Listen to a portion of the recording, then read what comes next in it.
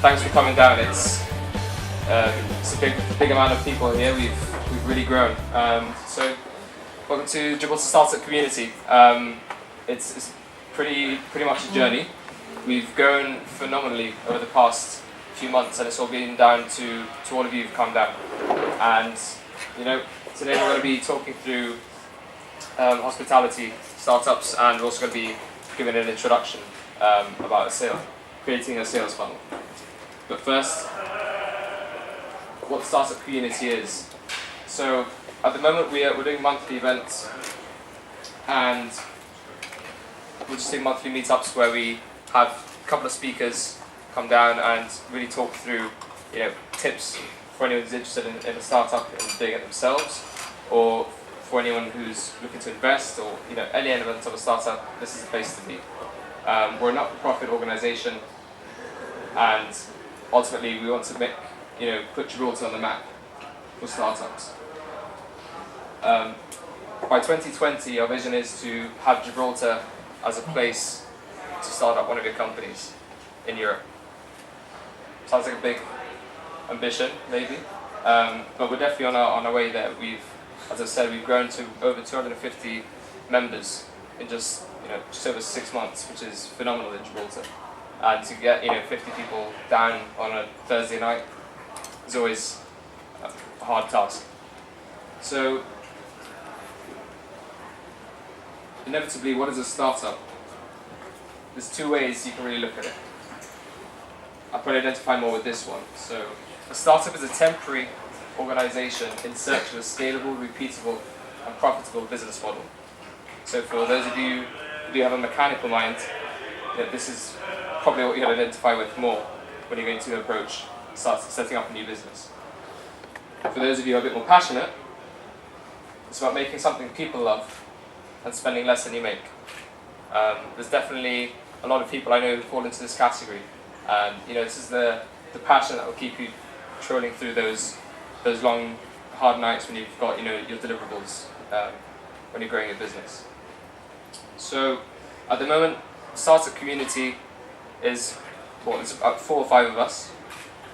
We have Amina, Reza, Alex, myself, Rafa, and Stan has recently joined us. He's standing behind the camera over here. So tonight's all down to La Sala for putting up the venue, and also providing some of the complimentary drinks. Easy office, fair game studio, and UX aspect. Shortly we'll be allowing more sponsors, but I'll go into that after we have the talk this evening. So without further ado, what we're going to be talking about tonight. So we've very luckily got Chris Cousins, who's the Chief Revenue Officer, famous for media here in Gibraltar, and he's going to be talking about how to create a sales funnel in any business. So please give a warm welcome to Chris.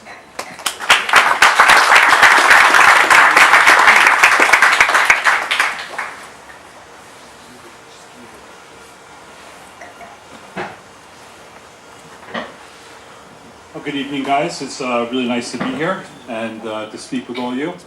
And the first time I came to the Gibraltar Startup was actually last month, and it was on St. Patrick's Day. I was just so impressed that there was 50 plus people in this little room above Irish Town that would prefer to be learning about starting and growing businesses rather than going down to the pub and getting drunk.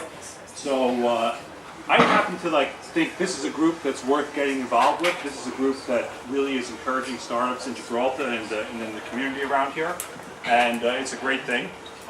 Personally, I've been involved in startups since I was 18. I've been involved in 6 startups and the 7th one now, and one of which you might know is La Finca restaurant near Alcadesa. Aside from that, I've been involved in a number of businesses, finance related and also manufacturing related. But what we're going to talk about today is how you can create a sales funnel and how you can use basically a proven system to grow your business regardless of what type of business you're in. It doesn't matter if you're a jeweler down on Main Street, it doesn't make a difference if you're a lawyer or an accountant. This system will grow your business, and if you haven't started your business yet, it's a great way of learning if you have a market without investing a ton of money and potentially having a massive loss. Because that's something we never want as a startup. We don't want to have business failures, although we learn tons from them. but not particularly nice. Learning to sell. Everyone in this room either owns a business, has owned a business, or wants to start a business. Sales, without a question, is the most important business function, right? End of the day, it doesn't matter what you are, you're a salesman. Because without it, without customers, you're dead. You have nothing. So, main problem when you're launching a business? Finding customers, right? Where do you find your customers? Now, this is an interesting point. If you're expanding a business, what's the main problem? Again, it's finding more customers. And if you're starting a business and you don't know where your customers are, stop what you're doing and start researching the business you want to get into, because you need to know where you need to dangle that fishing line in order to get the customers you want. Like if you were going to go out fishing for tuna, you wouldn't go down to the river, right? You go out into the straits and you go hunting for tuna. So you need to know where your market lives, where they hang out, before any of this will work. And the other key thing you need to have is a product people want. This is actually a system which is based on a process which is called successive approximations. And the easiest way for me to explain this is, imagine your son, who's just got his driver's license, wants to borrow the car. Okay? And he says, hey, Dad, can I borrow the car? Where are you going to go? Oh, I'm going to go down the road to the store. Okay, I'll let you borrow the car to go to the store. Then next few days he comes back and he goes, can I borrow the car for the weekend? Because you said yes the first time, there's a high likelihood that you will say yes the second time if the immediate result was positive. Now if your son went and crashed the car, you're not going to let him go and drive it again, yeah? So that's what successive approximations really is, okay? Step one in the system that I'm going to describe is what I call the lead generator. And this is what we all need. We need leads to come to our business to be able to sell them something. So it's all about finding prospects. How do we find new customers? It's easy. We prove to them what we promise our business is able to offer. The way we do this, if we're in legal services or we're in an information business where we consult with others, is free information, right? Come in. I'm going to help you optimize your taxes. Come in. I'm going to help you sort your legal situation out and understand it for 30 minutes. This allows the customer to interact with you, start to trust you, and get them saying yes to the next appointment. It could be a free product offer. If you're a restaurant, come in for a free tasting. It could be a free trial. Like Netflix, for example, great example. They offer you a 30-day free trial of their services. And people that use it again and again, and then start to pay. But the goal is essentially show off your product or service. Customer gets a taste for the product without any obligation whatsoever. Builds trust and relationships with your prospective customer. So this brings us to step two. Once you got the guy in, essentially what you did was you exchanged information, or exchanged a product or a sample for the right to then go back to them and try to sell to them. So now it's all about getting some money out of them, because then it's going to associate value with what we're offering. So this is about converting a prospect into a customer. At its root, what you're looking to do is get a customer to spend a very small amount of money, or in relation to what your core product is, a very small amount of money, but in return get huge value. What many businesses do is they fail to do this step. And what they do is they dangle a carrot, they get them in, but then they go for the big hit. They go for the big sale. But that doesn't really work, because you gave them something for free the first time. They didn't associate product and exchange for money. What you need to do is exchange a small amount of money for a very big value. So some examples. Netflix. Pay only $1 for a month subscription. So to extend your initial trial, they have you pay $1. You get used to spending money with the company. Spotify is another good example. They do the same thing.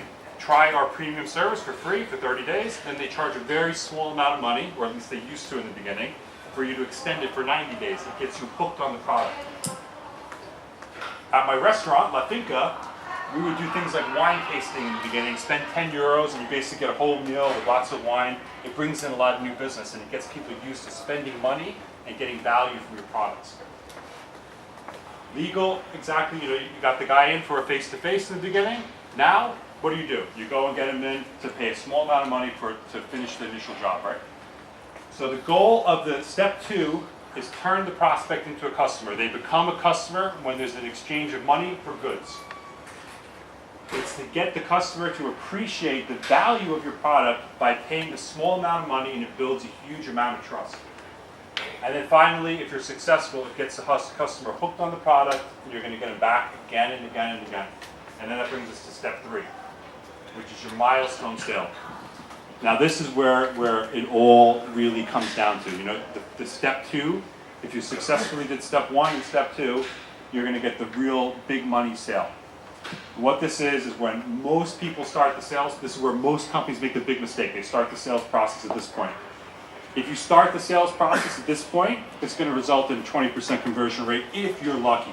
If you're lucky. So that means for 100 guys that walk into your store, 20 might buy something. Now, if you followed step 1 and 2, you're going to get a 90% conversion rate, or at least that's what a lot of companies get. Netflix, for example, it's 93%.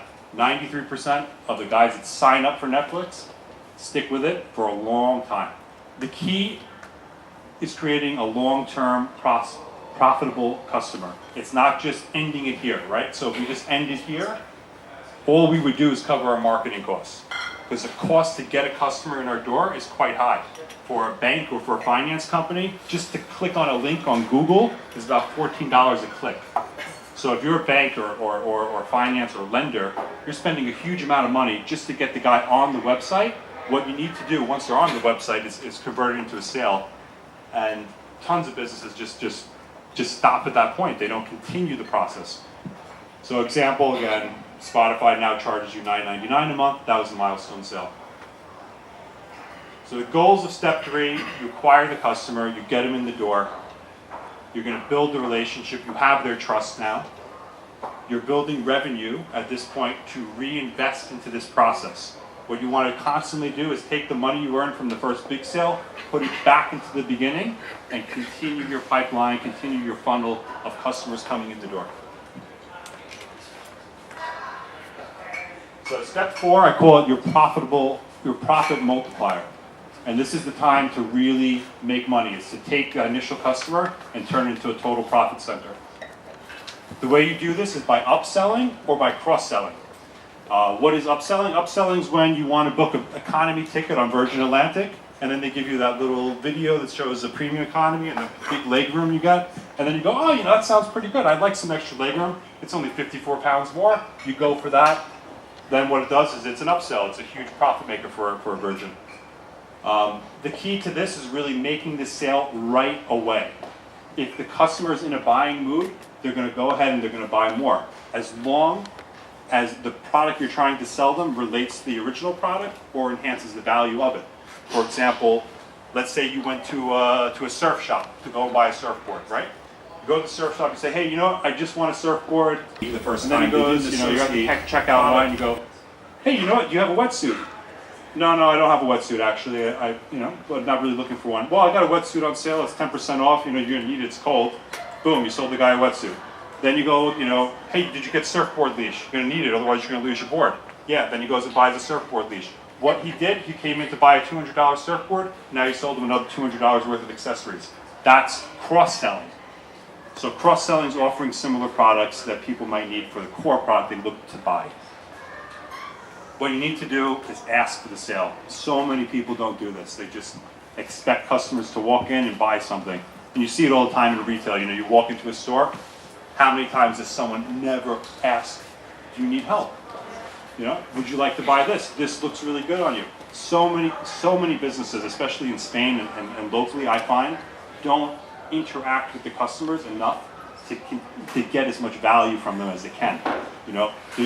I could walk into a clothing store looking for a shirt. I'll walk out with pants, a jacket, socks, underwear. If someone would have just sold to me. And so many people fail to do this. They fail to cross-sell. The trick here is don't ever upsell or cross-sell before you got the core sale. Before they have committed to buying the milestone product, don't even bother. Because what you'll do is you'll scare them away. So you go into the surfboard, and what does the guy do? Oh, you need this, and you need this, and you need this. what you thought in your mind was you're spending 200 euros. But now this guy's telling me I got to spend 500 euros? I didn't come here to spend 500 euros. So get them to commit to the first sale, then get them in for the next product by explaining to them why they need it. They'll start to want it. Psychologically, they've already said yes to you 3 times. Oh, a great example. I was going to say a great example of cross-selling is McDonald's. How many of you have ever gone into McDonald's and just got a burger? Probably no one, right? You go to McDonald's, you get the fries, you get the Coke, and in America, you probably biggie size it, and it's like 32 liters of some soft drink. Yeah. So what does this do for McDonald's? They make 20 cents on a burger. If you go in, you buy a Big Mac, they make 20 cents. You go into McDonald's and you get a value meal, they make $1.55. Like, the profit enhancement is literally insane by them selling you fries and a soft drink. And every restaurant should be doing this. They should always be trying to get as much value from the customer as possible by giving them related products. Step 5 is actually pretty simple, and that's kind of obvious. It's keeping in touch with your customer to get them back again and again and again. And I call this constant communication. It doesn't mean spending a lot of money on marketing. What it means is taking advantage of services that are available to all of us for free, right? It's free for everyone to set up a Facebook page. It's free for everyone to send out email. It's free for everyone to start a Twitter account. There's tons of other services that are out there that I don't even know about probably that are free and put you in communication with your customers on a regular basis. And when you're in communication with your customer, don't just talk about the stuff that you want to sell them. Talk about what's going on in your business. Get personal with your customer and develop rapport, which is incredibly important to gathering their trust and getting them psychologically attached to your business. So if you're able to do this, constant communication, you will get customers coming back again and again and again and again. And it's so easy. So how does scaling impact your bottom line?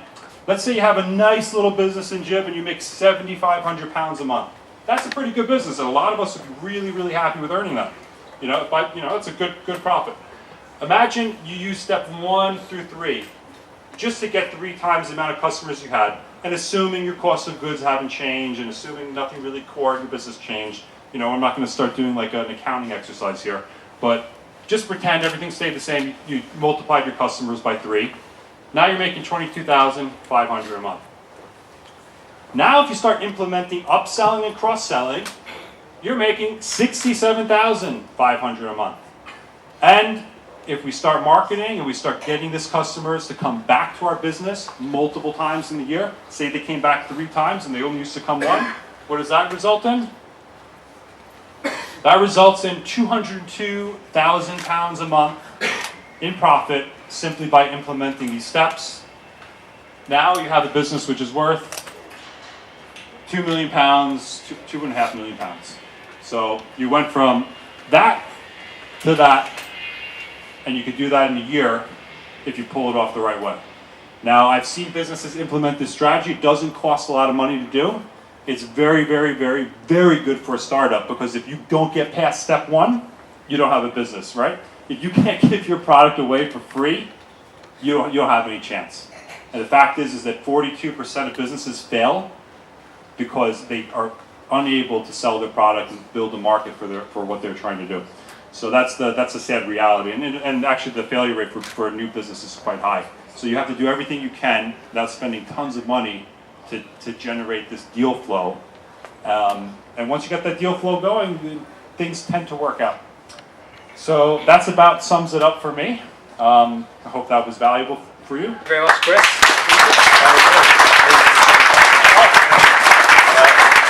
Anyone has any questions before Chris goes away?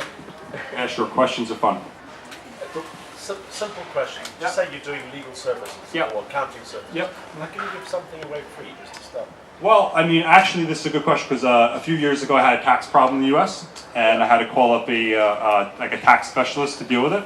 And the reason I called him was because he offered a 30-minute consultation, which basically described to me what he could do for me, how he would do it, and how much it would cost me.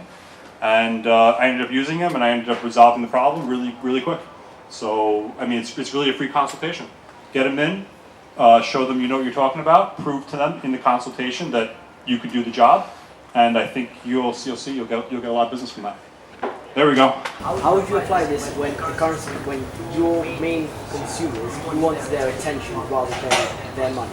Say you're not selling a product, but instead you're trying to promote user awareness. Yes. Okay, so like a social network or yes, possibly. okay, so let's say you want to build a social network. It's a little bit hard because what you're trying to see, like this process really is not requiring users necessarily. It's requiring customers that want to spend money. But I guess you could apply it towards someone who towards user growth. You'd have to just let them know, like in step one, benefits of joining the social network. And I think what you really need to do is actually for step one, which is going fishing in the right pond where those guys hang out. So whatever type of thing the business is trying to launch requires like user scale. You need to go fish and get users that encourage their friends to join up. Like Instagram is great for that, right? You sign on to Facebook, tell all your friends you're on Instagram, start posting pictures, and then before you know you have like 300 friends. But what would like if the main attraction is not the people that are on it, rather the content that's going to be there? Okay, so like a content network. Yeah, content based. Okay, so you trying to sell content, or are you just trying to give content away for free? Give content away for free. Okay, so how do you monetize? I'm assuming advertising. Okay, so you're going to put Google ads on the site and try to monetize that way, or something similar to that.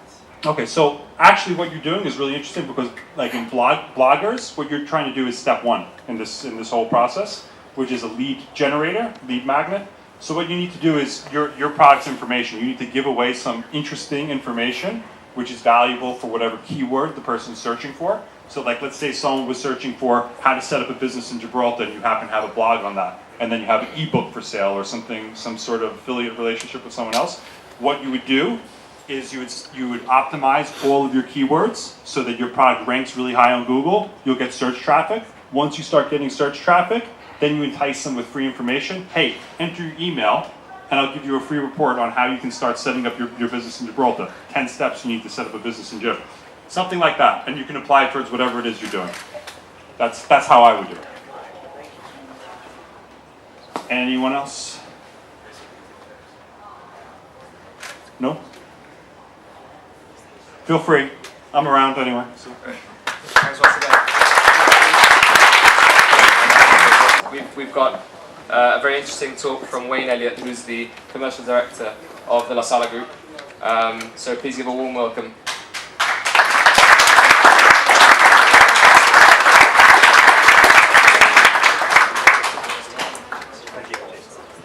Hi guys, good evening. Unfortunately my discussion and presentation is not quite as formal, maybe not as informative as that, but it's certainly an opportunity to share with you a little bit of background of La Sala, our history, how we started as a business and really where we are today. We all really need a reason to start a business or to become an entrepreneur. Mine was quite interesting. It was some inspirational words from an old manager of mine. You're fired. So that really inspired me to sort of start my own business and sort of go on my own. But La Sala is a really interesting business. I've worked and operated with a business partner in Spain for 20 years. Our whole strategy and our belief is around partnership marketing. We believe in affinity. We believe in aligning with brands that have mutual data, mutual clients, mutual sort of marketing strategies where we can align their needs and their customer base with our own. And we initially created a business here in Spain called Football Village. And the reason I want to share that with you is Football Village was a business that was born out of partnership marketing. It was a business in 2006 that really aligned with Premier League football clubs at the time. Every man and his dog was selling property in Spain. On every street corner, somebody was trying to sell Spanish property. We had the opportunity to really create a unique proposition, which was by way of aligning with 12 Premier League football clubs and going out to their clients, to their corporate marketplace, to their fans, and actually giving them security, giving them a reason to buy primarily on the Costa del Sol on one particular development, and the client actually taking trust and confidence in a brand that they already bought into. So the brands like Arsenal and Newcastle and Celtic and Rangers, all of that gave value, all of that gave credibility, and it created an audience for us. Partnership marketing creates audiences, and we were regularly creating events where 100 people would turn up, and they were there to listen, to understand the opportunity, and because it was so compelling, because of the client sort of offering and the client proposition, then they bought into that, and we created a development in Estepona that sold 350 properties within a 2-year period, and that was really on the back of partnership, relationships, and marketing sort of partnerships and development. La Sala was really born out of that business. We had a number of key partners in that, all football related, and we believed in creating, or we wanted to create further businesses whereby we could follow our own beliefs, our own values, our own passion, and we ended up stumbling across a very small beach club in Portobanús, at the time was called Mush Mush, and just next to the Ocean Club, and was a derelict beach club, and a group of us, 10 of us, of which I was one of the co-founders. I have David Bentley with me today as well, which ex-England international, 200 Premier League appearances for Spurs, Blackburn Rovers. David was also one of our co-founders. There was 10 of us together, all in love with Spain, all in love with Portobanús, all in love with creating experiences for our friends and family. And we followed a belief that we had. We followed a passion to create a beach club that fulfilled the fact that we wanted to take our families, we wanted to bring our friends, we wanted to offer value for money, we wanted to create an experience that people could match to their own needs, whether that was spending on fine wines and champagnes and Chateaubriand, or whether it was people that wanted to pop in and have a club sandwich. And amazingly, the beach club that we created at the time was Buddha Beach. Buddha Beach sort of turned from being a small idea with a small group of friends into a multi-million-pound business. It led us to creating a further flagship restaurant that has continued. So that the Buddha Beach was 2008. 2010 we launched La Sala, which was Portobanús, which again we're very fortunate has continued to grow and grow. None of which we've ever taken for granted. We have continued to build reward programs and loyalty programs. We look after our customers, we incentivize them, we motivate them, we thank them, and we're fortunate that they continue to come back and frequent our venues. That led into a nightclub, and we've created other restaurants off the back of that. So today, or in Spain, we consist of 5 venues. We have La Sala in the UK. We took the La Sala brand because of the entrepreneurial spirit that I feel we have as a business. We decided to try the UK. We had a lot of UK interest, so we created the first La Sala in Essex. So we have La Sala Chigwell, and we were approached by Sunborn. Sunborn we very much see as a resort hotel. They have amazing facilities. It's an amazing 5-star product, and we had the opportunity to create a La Sala experience here. We've learned along the way. I think we've learned that we can't please everybody in Gibraltar. La Sala in Banús is a very different product, that we can have the sort of Prince of Monaco and a hen party for 12 sat alongside each other all having a great night. Doesn't quite work the same here, and I think very quickly we've realised that we've taken learnings along the way.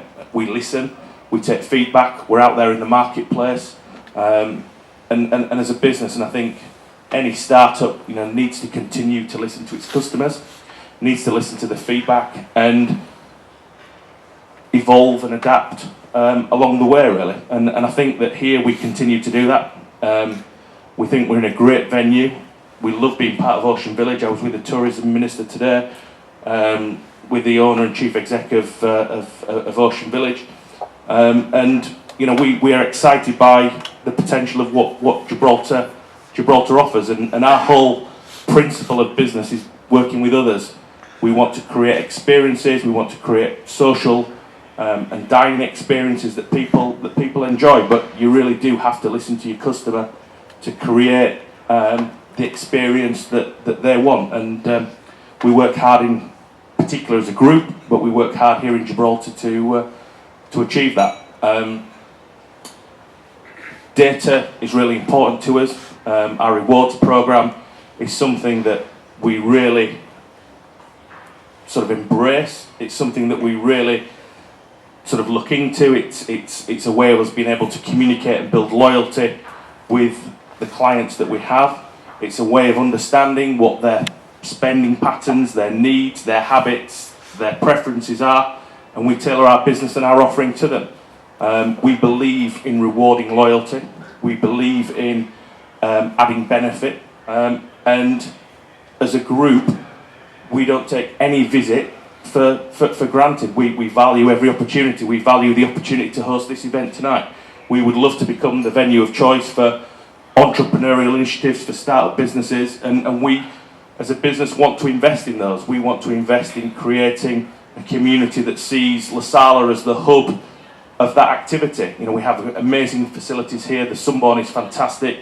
The Sapphire sort of bar here gives us an opportunity to host private events. Our La Sala restaurant gives us the opportunity to look after sort of groups, from weddings to, you know, the bunch of diners that are in there tonight. And we want to embrace our involvement in Gibraltar. Sorry. So, you know, on La Sala's behalf, we welcome the opportunity to be involved in these types of events. We thank, obviously, the guys behind sort of startup and you know, to invite us along. I have David here. David has been with La Sala since the start. He was one of the first investors back in 2008 that believed in business outside of football. David himself maybe wants to talk about how he started as a footballer, as an individual, and his involvement in La Sala, but we'll give him a quick 5 minutes and... Yeah. That's enough. I might ignore. I think it's about investment, right? You're all interested in investing in things and so on. No, I'm joking. Of course, I know what I'm talking about. I invested in La Sala a few years ago. I had a plan as a young boy. I was always thinking, as my dad and my granddad and so on were talking to me. No one's ever your boss. You always do what you want to do when you want to do it. And I played football, and it was my platform to grow. And I developed money from there. And I looked to take that money and invest it somewhere. And La Sala was one of the first options. And I always got told that you invest in people. You invest in their ideas. You know, sometimes you think you have the best idea. You lay there at night, you think you have these great ideas. You sit there in the quiet moments and you think when someone's talking, your idea is better than what they're talking about. I always had the opinion that somebody else, sometimes, their opinion, their point of view, their idea, their creation is better than what I'm doing. So I took it upon myself to invest in their opinion. And La Sala has worked. La Sala is growing, and I got involved at the beach level when it was a beach club, and it was just a creation from my friends. I actually got involved in Football Village when we were doing the property and investing in, you know, renting out properties and doing the basic thing that you invest in. When any investment, when you have any money, you invest in these small apartments. You buy two, you rent out two, you make so much money. We all do it. Everyone here has probably done the same. But the investment in the beach club is a big gamble, and anyone who tells you to invest will tell you never to touch a restaurant because it's the biggest failure that you could ever touch. But I decided to invest in a restaurant. So I went totally against it, but in what I knew, I invested in the people, and Wayne and Ian Radford and Claire, his partner, were the people that I chose to invest in.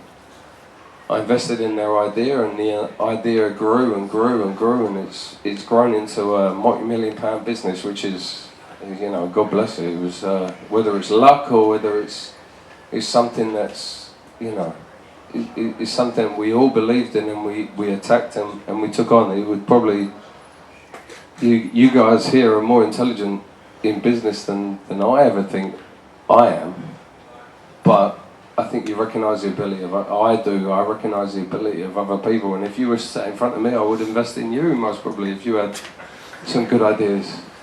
Have you got any good ideas? Anyone? No? Okay.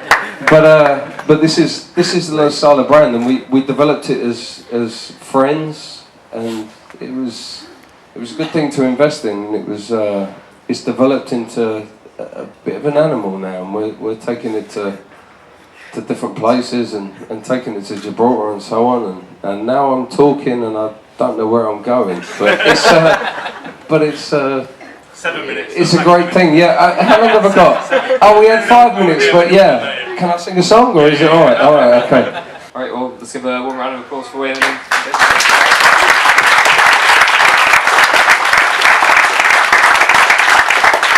So, just briefly, I'm just going to wrap up things. It's been very interesting to hear both stories.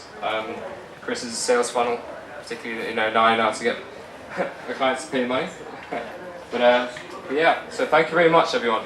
It's this has definitely been the most well-attended event we've had to date, and we're keeping going with that momentum. We're going to have these meetings every month.